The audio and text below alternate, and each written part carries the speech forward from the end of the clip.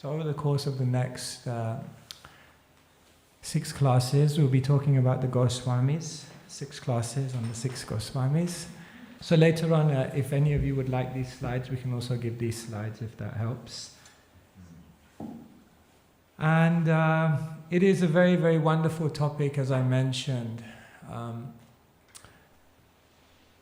Well, before I get into the topic, let me begin by asking all of you a question. What would you say is the biggest lie in the world?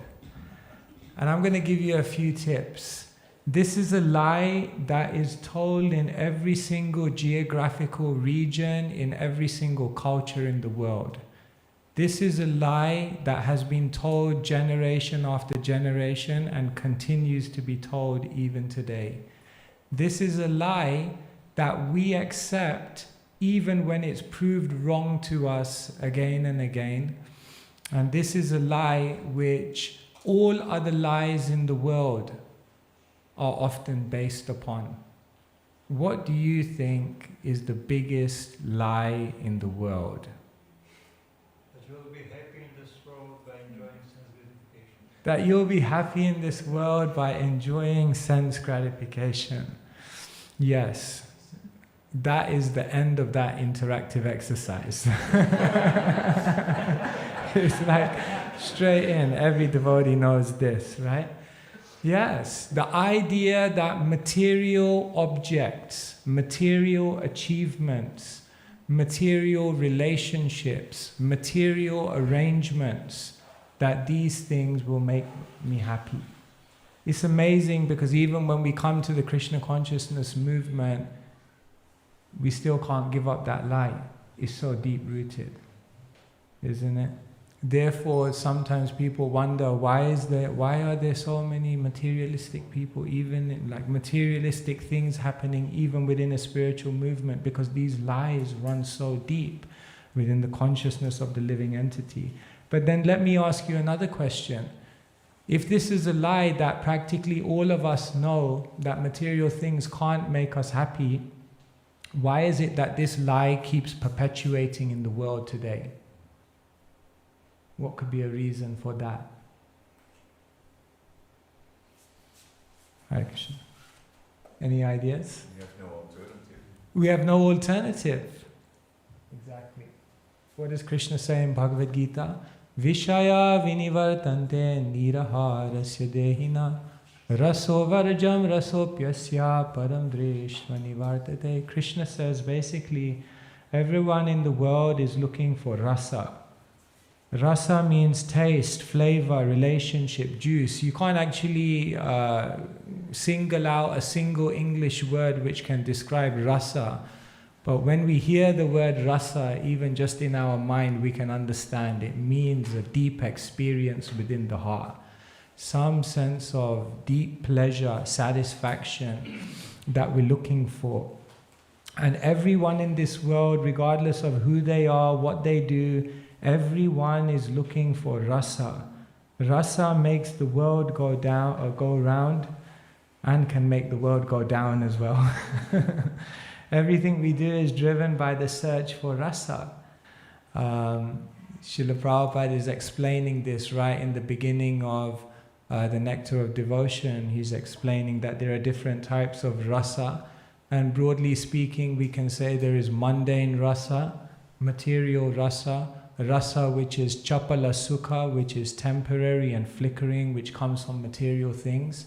And then Srila Prabhupada contrasts that and says there is also bhakti rasa, rasa which comes from divine connection, divine love, rasa which comes from a relationship with Krishna, and which awakens a dormant love that's there within our heart. So this rasa is there, and everyone in the world is being driven by their desire to experience rasa.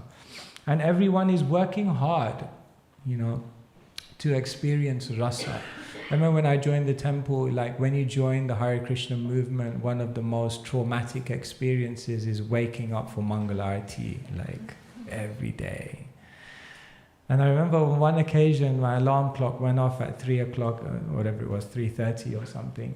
And somehow or other, it was one of those days when my mind was just, bombarding me with doubts. I was just like, why? Like, I could have joined the movement where they start the day a little later, like so early in the morning. But it was interesting that just at that moment, one of my old university friends called me. And somehow he just called me. I saw his name on my phone. I was still lying in my sleeping bag debating whether to get up or not. And I saw his name. So I picked up the phone and he said, "Oh, you answered." I said, "Yeah, what are you doing awake at this time?"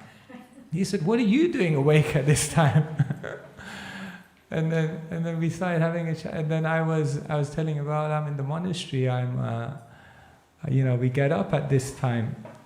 And I said, "What are you doing awake at this time?" And he had joined a corporate bank, an investment bank in the city of London, and he had just done an all-nighter at the office because he had a project deadline, and he was just kind of heading home. And I was thinking, wow, well, would I want to be going to bed at 3:30 in the morning after having done an all-nighter in the office? Or would I want to be getting up to be with spiritual people? And I thought, maybe it's not so bad. Okay, let's go Mangalarti. And it just revealed to me that, everyone has to work hard. Everyone has to endeavor. And everyone is endeavoring for rasa. But in this world, unless we experience superior rasa, we cannot give up the lower rasa. Sometimes in Shastra you find these like radical statements. For example, Krishnadas Kaviraj Goswami says, anyone who doesn't believe in Caitanya Mahaprabhu is a demon. And you think like, whoa, is this like the born again Hare Krishnas again? But I was thinking about that statement once. And you know what the definition of an asura is? If you look in the Sanskrit dictionary, the definition of an asura is Ashushu Ramate iti asura. An asura literally means in the Sanskrit dictionary one who enjoys pleasure by contact with the senses. Maybe there's a few demons around, just a few, right? That's actually the Sanskrit definition of a demon. Anyone who enjoys, playing. Ramate means to play. Playing with the senses and enjoying sense gratification. And then you begin to understand, then it may make sense why you're a demon if you don't believe in Caitanya Mahaprabhu. Because if you don't believe in Caitanya Mahaprabhu and the process that he's given, how will you experience a higher taste? And if you don't experience a higher taste, how will you give up the lower taste? And if you can't give up the lower taste, then definitely you will begin playing again with sense gratification, and then you fall into the category of being a demon. So it may not be that illogical when Krishnadas Kaviraj Goswami makes statements like that rasa only comes from unlocking this gift that Caitanya Mahaprabhu has given, and therefore we find this very famous verse. Prem ras niryas korite ashvadhan raga marga bhakti loke korite pracharn. That when Krishna came to this world as Sri Chaitanya Mahaprabhu, he came for two reasons. One was prem nas niryas korite ashvadhan. Svad means to taste. So he came to taste prema ras, the taste of love, the taste of divine love, the taste of love in separation, the taste of Srimati Radharani in an ecstasy of connecting with Krishna. But simultaneously, Raga Marga Bhakti Loke Korite Pracharn. He wanted to prachar, he wanted to also give, he wanted to spread, he wanted to propagate the Raga Marg, the path of spontaneous love that he was tasting, and he wanted everyone to have the opportunity to experience that rasa. So this is why Caitanya Mahaprabhu comes to the world, to basically taste rasa and to help everyone else taste rasa. Here now I will give you probably the quickest snapshot of the whole Chaitanya Charitamrita that you can ever get. This is basically Chaitanya Mahaprabhu's life. He begins in Navadvip, And he's born there. Later on, he becomes a God-intoxicated bhakta after his initiation by Ishvara Puri, and then he begins the Sankirtan movement. The next major phase of Mahaprabhu's life is when he travels as a sannyasi in South India. And then another major juncture is when he comes to two places, Prayag and Varanasi, and here he meets the Goswamis. And then you can say the fourth major place marker of Chaitanya Mahaprabhu's life is when he returns to Puri, and then he stays there, and he spends time with all of his devotees in Puri. And then you can say Chaitanya Mahaprabhu ends his pastimes in the Gambhira, where he's in seclusion, where he's experiencing the highest emotions of love. So if you want to know Chaitanya Mahaprabhu's life in probably the most simplest way, it's like this. He was starting the movement of love in Navadvip. And then what he was doing is he was spreading that movement of love in South India and everywhere as he traveled as a sannyasi. And then when he went to Prayag and Varanasi, what he was doing was structuring that movement of love so that it would continue for many, many generations to come. And then when he returned to Jagannath Puri, he was solidifying that movement of love by creating a community of love, by having all these interactions with his devotees. And then finally, what did he do?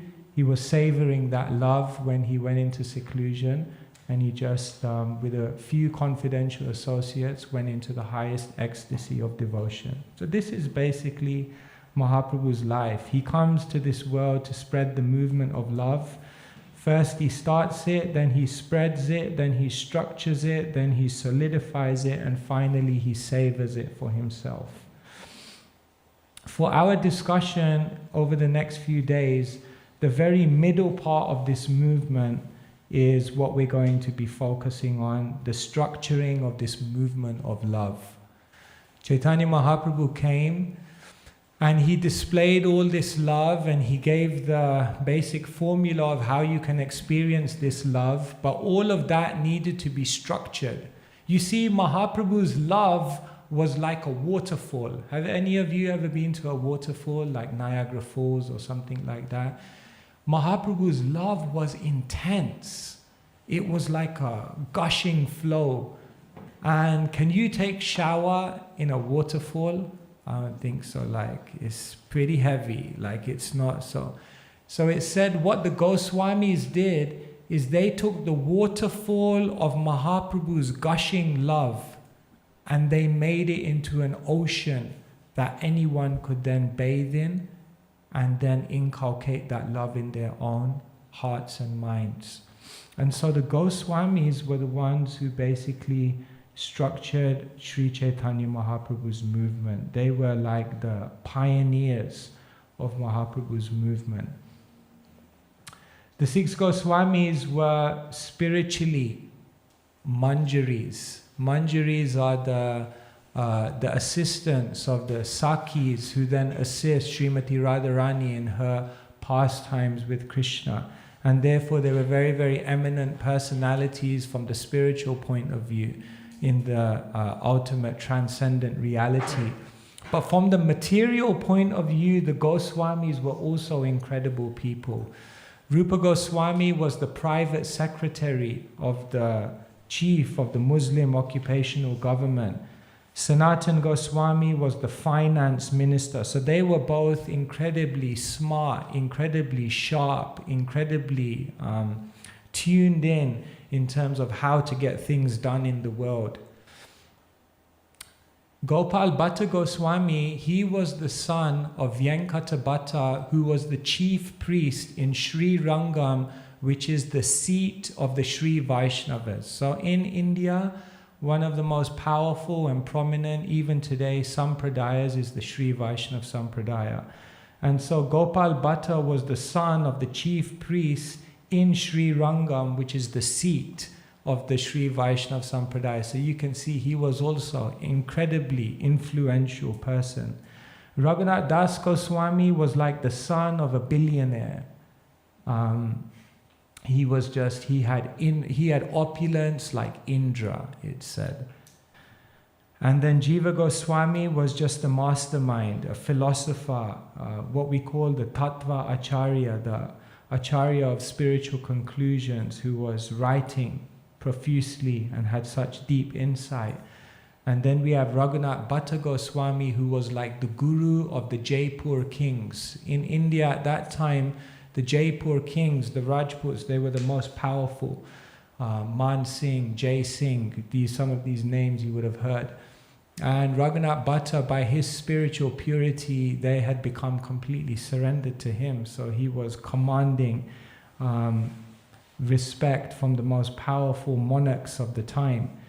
So now you begin to see how the Goswamis were the ideal people to structure the movement, because spiritually they were the most confidential associates of the Lord. They were manjaris in the spiritual world. But from the material point of view, they were incredibly competent. They were incredibly sharp. And therefore they could achieve things. They could really, really get things done. This seminar is entitled The Masterminds of Bhakti. The Goswamis are masterminds. They're masterminds, you can say, for three reasons. The first reasons they're masterminds is because they mastered their mind and senses, isn't it? That's what Goswami means. Goswami means one who has control over their mind and senses. Krishna says in Bhagavad Gita, Tani sarvani samyamya yukta ashita matparaha. Unless you learn to control the mind and senses, you cannot rise to higher levels of spiritual insight and revelation. And therefore, because they were able to control their mind and senses by their complete immersion in spiritual trance and spiritual devotion, they became exemplars of devotion. So they were masters of their mind and senses, so therefore a mastermind. But they were also masterminds because they knew the mind of their master, isn't it? We glorify Rupa Goswami, how? Shri Caitanya manobhishtam stapitam yena bhutale Svayam Rupa kadamayam dadati swapadantikam. Manobhistam, they knew the mind of their master. It said that a third-class disciple hears what their spiritual master tells them and is not able to follow. Second-class disciple hears and then follows. But the first-class disciple doesn't even have to be told, they know. And even before the spiritual master tells them what to do, they know what needs to be done. And therefore, they were the most confidential, completely connected with Sri Caitanya Mahaprabhu. When Rupa Goswami would write verses, Mahaprabhu himself would be amazed. He would come to Rupa and say, how did you understand my mind? Mahaprabhu would look at Sarvabhauma Bhattacharya and he said, he's reading my mind.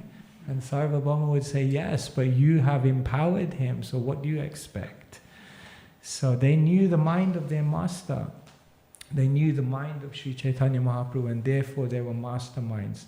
But they were also masterminds because they knew how to reach the minds of others. They knew how to describe and detail Gaudiya Vaishnavism and the practice of bhakti in such a way that anyone from any background, in any sphere of life, could then go and practice that bhakti and achieve that prema ras, that divine love that Sri Chaitanya Mahaprabhu so much wanted everyone to experience. So this is why the Goswamis of Vrindavan are masterminds of bhakti. And if you look at these 3 points, they give us very, very clear points for our own lives if we want to become instruments of bringing spirituality, bringing Krishna consciousness, bringing divine love into the world. It begins with our own embodiment of those principles and our own spiritual acumen by mastering our own mind and senses. A spiritual person, spiritual people can create the most faith in people, and they can also create the most doubt. And when someone is living according to pure principles, living shining example of purity, then naturally they're able to reach the hearts and minds of others.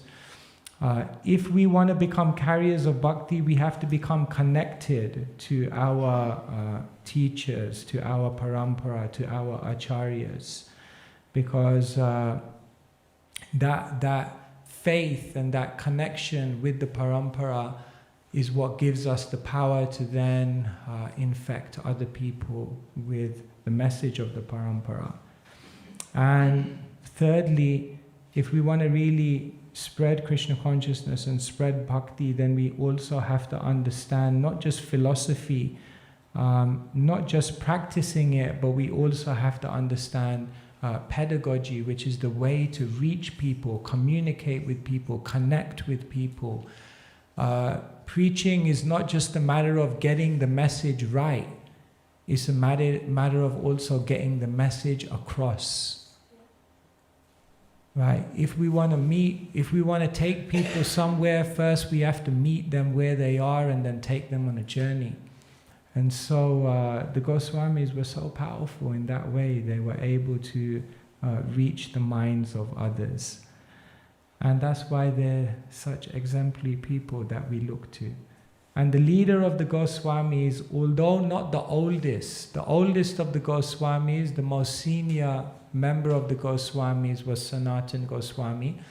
But in our tradition, we understand that Rupa Goswami, he was considered the leader of the Goswamis. And he was given the epithet Rasa acharya. Because ultimately Sri Caitanya Mahaprabhu came to teach the world, embody rasa, and then give that rasa freely to the world. And the Goswamis were his assistants in doing that. Rupa Goswami was outlined as the Rasa Acharya and therefore the leader of the Goswamis, because his insights into rasa were basically unparalleled. Sri Caitanya Mahaprabhu empowered him in such a way to experience that rasa in his own heart and mind and then be able to explain it to the world. And so Rupa Goswami is the one who formulated rasa theology.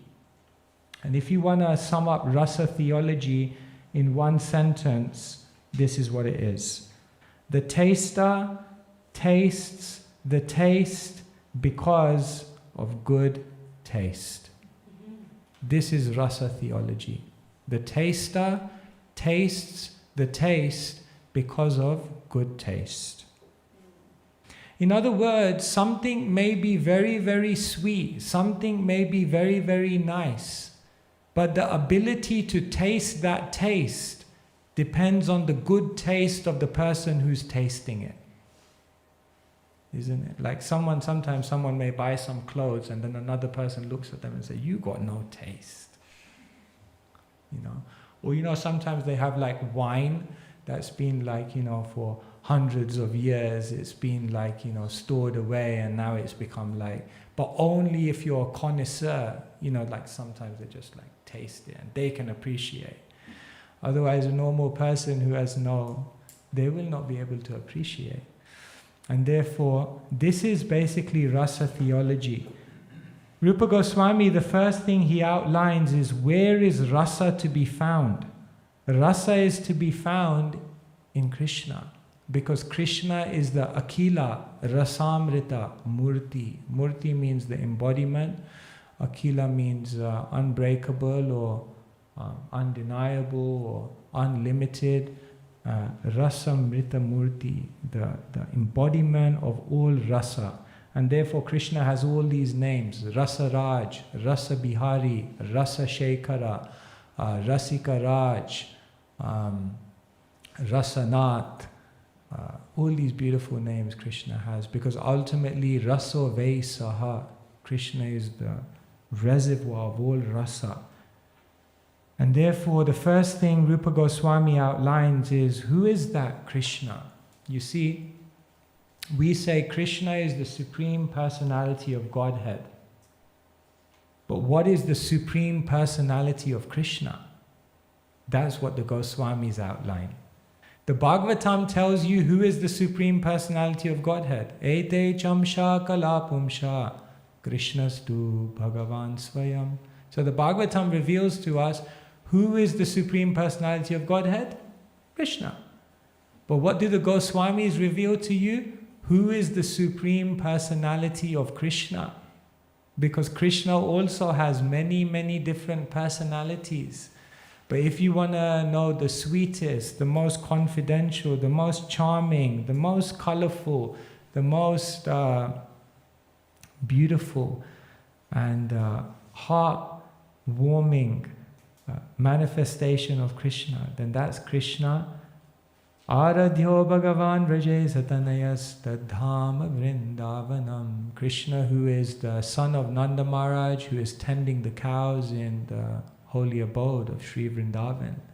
That Krishna, the playful cowherd boy, is the reservoir of all rasa. And therefore, when we approach Krishna, then we have an opportunity, when we approach Krishna in that form, to fulfill the heart.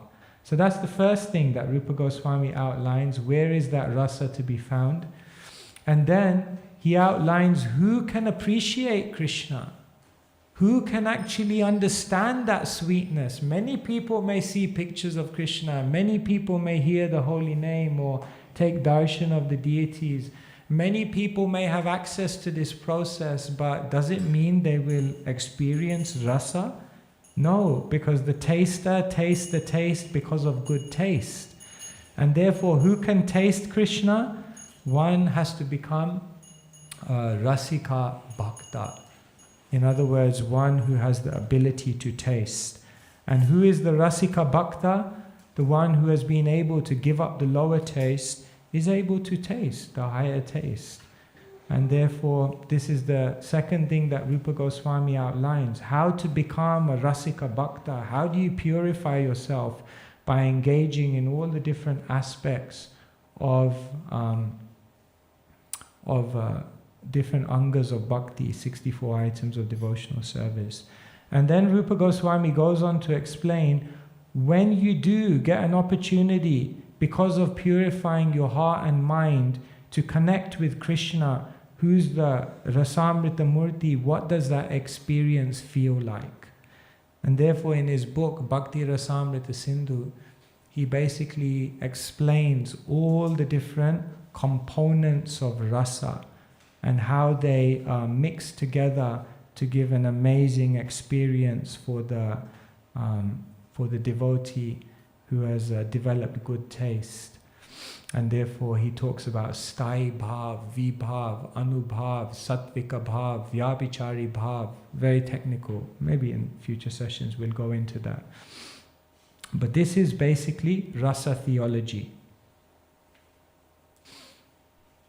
This is actually the greatest contribution to the world, because everyone is looking for rasa. The whole human condition, the whole human endeavor is to find rasa. And every person practically knows the futility of material rasa. Even us. But we're not able to give it up because we're not able to develop that higher rasa, that higher experience.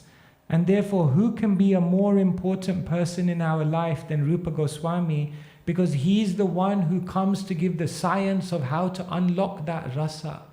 And if we deeply connect with him and connect with his teachings, then we'll be able to gain entrance and walk away from all of those things that we know ultimately will frustrate us. It's just such a frustrating world. And so, when Caitanya Mahaprabhu wants to, through the Goswamis, teach the world how to unlock that rasa, then he tells them, create a movement, and I'll tell you what you have to do in order to create this movement. I'm going to give you 5 instructions. So these are the 5 instructions that Caitanya Mahaprabhu comes to give the Goswamis in order for them to basically structure the whole movement of bhakti And these 5 instructions give us the 5 keys as to 5 major things that we have to do in our own lives if we want to awaken this bhakti. So maybe you can repeat after me, line by line, these beautiful instructions that Mahaprabhu gives to the Goswamis. Bhakta Bhakti Krishna Prem Tatvera Nidhar Vaishnavera Kritya Ara Vaishnava Acharya Krishna Bhakti Krishna Prem Seva Pravartan Lukta Tirtha Udhara Ar Vairagya Shikshan. So the first thing that Mahaprabhu tells the Goswamis, Bhakta Bhakti Krishna Prem Tatvera Nidhar. Establish tattva. Tattva means truth. Write down in books, codify and systemize all the principles of who is a devotee, what is devotional service, and what is love for Krishna. In other words, establish the philosophy of bhakti, write it all down. This is the first thing. Then he says, Vaishnavera Kritya or Vaishnava Achar. Show what is the ideal behavior, the ideal characteristics of someone who is a devotee. Then Krishna Bhakti, Krishna Prem, Seva Pravartan. Establish places where people can go, communicate in community, in congregation, to serve Krishna co-jointly. Krishna, particularly in the mood of in the form of the deity. And then Lupta Tirtha Udar, excavate the holy places, the tirthas. Tirtha means a holy place. It literally means a bridge. So there are many places in this world which are a bridge, a portal, a crossing place, an entrance into eternity, the holy dhams. And so Mahaprabhu told them, find those tirthas and make them known to the whole world, because by going there people can connect to the transcendent reality. And then finally, Vairagya Shikshan. Become the ideal examples and teach people about renunciation. Because unless you let go of this world, you cannot enter into the other world. And so these were the instructions that Mahaprabhu gave to the Goswamis in order for them to establish the movement of bhakti. But if you look closely, then basically what they're doing is they're giving us 5 very important truths in our life, or instructions in our life. The first one is tattva.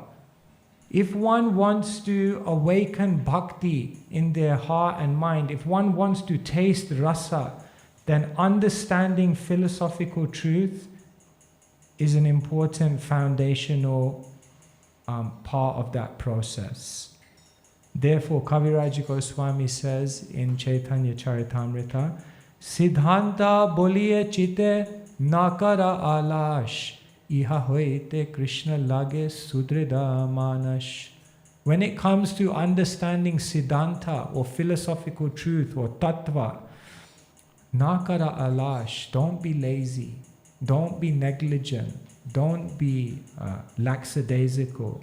Iha hoite, by doing that, sudrida manas, your mind will become very, very strong and a fertile ground for bhakti to arise. So the first thing is key, tattva. But not just that, if we want to experience rasa in our life, there also has to be sadachar. Achar means activity, sada means eternal or good or spiritual. It literally means good behavior. You can know all the spiritual truths, you can know all the philosophy, but if there's not good behavior, if there's not good character, if there's not spiritual conduct and interaction and relationships, rasa will not come about. And so that's another key. But not just that, there must be seva, there must be selflessness, there must be a giving of oneself to connect to Krishna, a display of one's sacrifice. And not just that, one must not just visit the tirthas, which means a holy place or a sacred space, but one must create a sacred space in their life in which they're living. Wherever you are, in whatever location it may be, we have to create a sacred environment so that we can actually practice bhakti in a deeper way. And finally, vairagya. We have to learn to let go. We have to learn to let go of certain things in this world. Let go of unhelpful habits, let go of unhelpful objects, let go of unhelpful relationships. This is necessary. And if we do all of these things, then definitely rasa will arise within the practitioner. And so the Goswamis, they were told by Mahaprabhu that you do these 5 instructions, and they did it. And if you look at Srila Prabhupada's life, he did exactly the same things. And a devotee, if they look in their own individual lives, they will realize these are the 5 things that I have to pay attention to.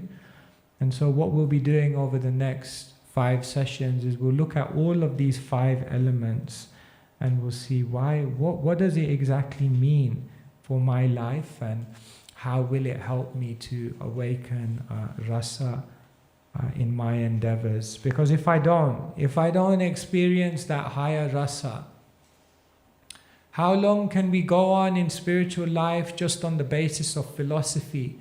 How long on the basis of determination? How long on just a hope that in the future it will happen? These things are all an unsteady platform. The only steady platform is rasa. That's the only steady platform, because Krishna says, Raso Varjam Rasopyasya Param Drishtva. That person is fixed, nishta. There must be some rasa. And so this is a major consideration in our life, and this is the gift that the Goswamis come to give us, and this is what we'll be exploring over the coming days. So let me just pause there and see whether, just so far, we have maybe 5-10 minutes, just to see whether there may be any reflections or any questions or comments or anything you'd like to ask so far as we enter into this subject. This was just a very quick introduction, and we go into more detail, but just to see if anyone would like to ask any questions. Yes. When you say the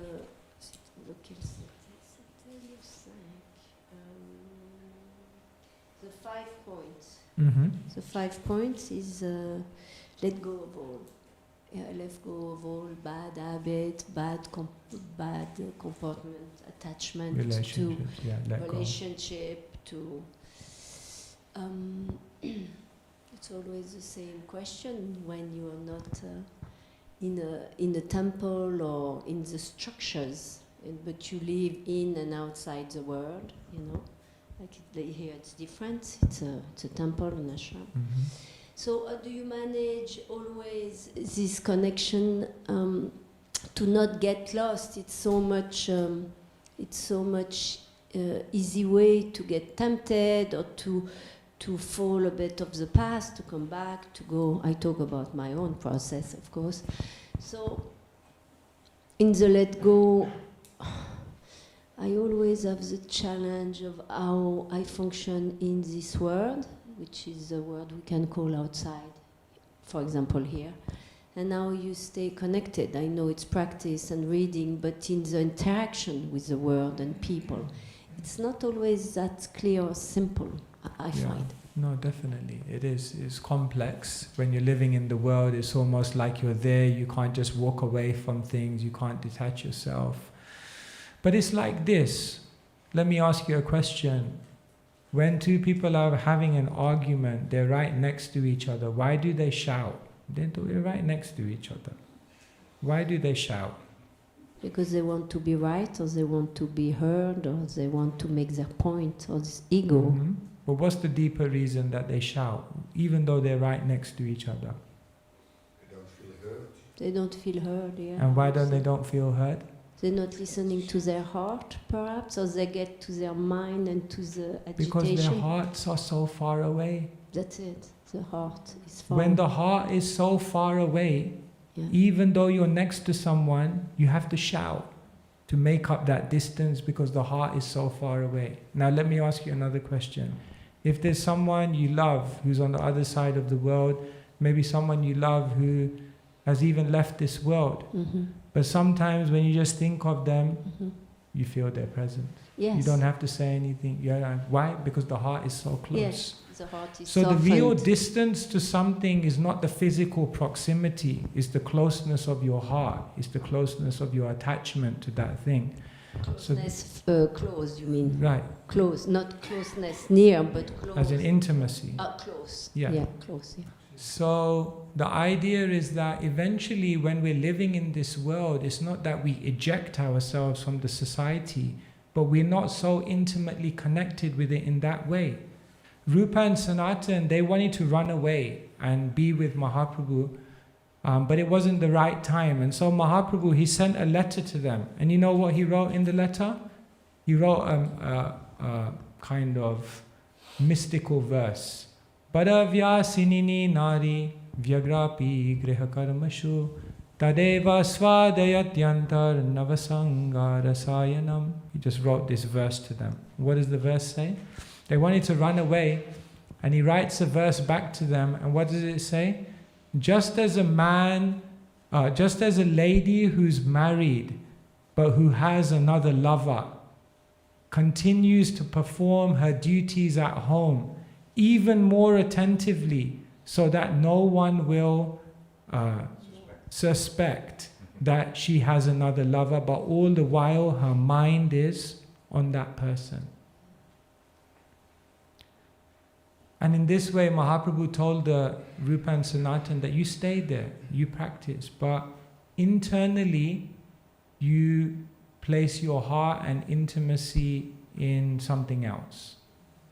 Now that's difficult, but that's what we have to learn the art of, how to be in this world, how to function in various environments, in various relationships, to not neglect people, to not neglect our duties, to not become dysfunctional, but at the same time to not invest our heart and our hopes in those things, but rather to invest our heart and our hopes in spiritual things which will take us to where we want to go, spiritual relationships.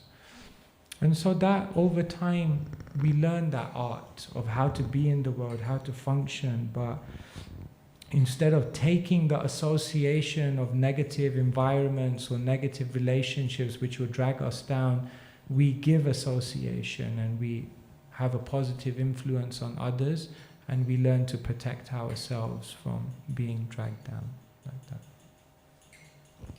Yeah. Yes.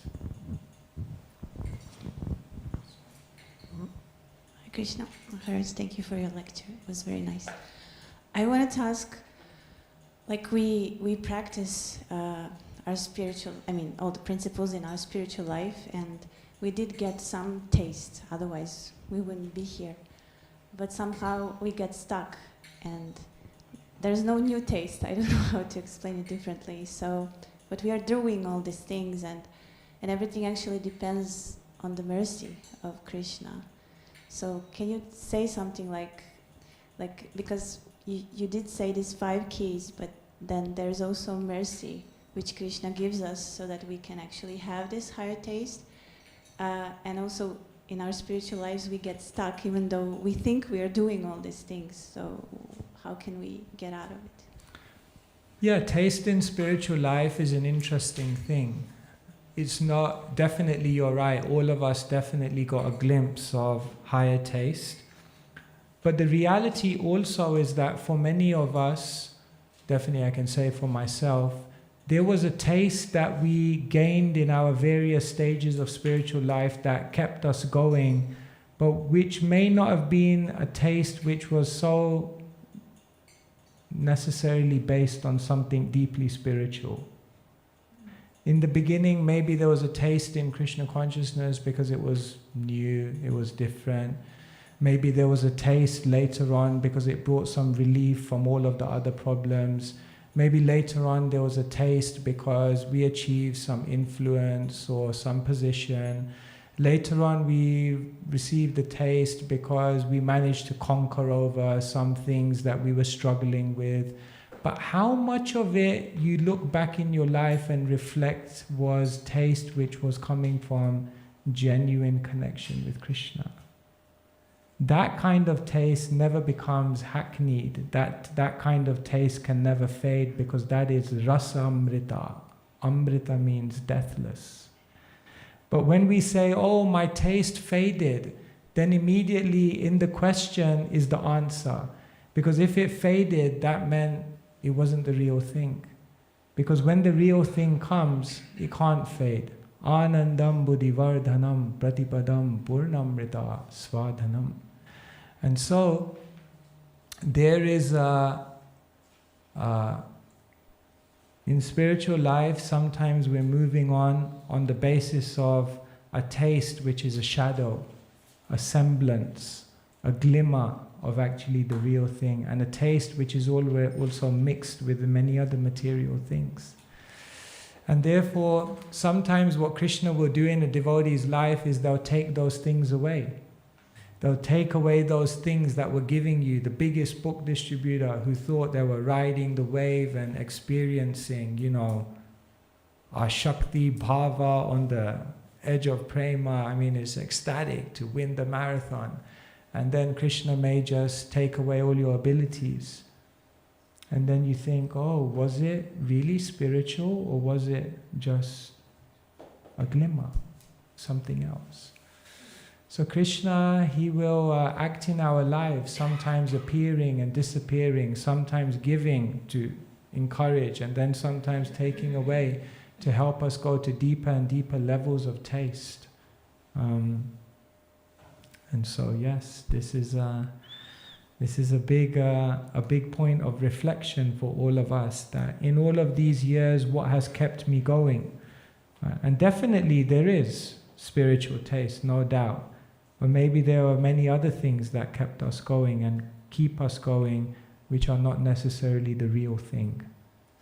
And the more we can convert that to genuine experience, then we'll be on a much more progressive path. Just some thoughts, and we can explore more. I'm just looking at time. I think we're just about to finish, right? Yeah. So we'll finish here for today. So just to summarize for today, I just gave you a very, very quick introduction. Mahaprabhu came to this world to taste rasa and give rasa. And when Mahaprabhu wanted to solidify and structure that for the world and generations to come, then he did it through the Goswamis. He asked the Goswamis, who are incredibly spiritual, illustrious spiritual personalities, but materially competent. When he asked them to structure the movement, then he basically gave them 5 instructions. And these 5 instructions were the kind of blueprint of the whole movement of Sri Caitanya Mahaprabhu. And within these 5 instructions are 5 key things that we have to focus on in our life if we also want to experience that rasa. And finally, we talked about how of the Goswamis, the leader of the Goswamis was Rupa. Rupa was the leader not because of age, but because he was the Rasa acharya, which is the epitome of what the Goswamis came to teach. And Rupa Goswami explained succinctly Rasa theology, which means where is rasa to be found? In Krishna in Vrindavan. And who can experience that rasa with Krishna in Vrindavan? One who has become a rasika bhakta. And when one experiences that rasa with Krishna in Vrindavan by dint of becoming a rasika, what does it feel like? That is described in Bhakti Rasamrita Sindhu. And so these are the contributions of the 6 Goswamis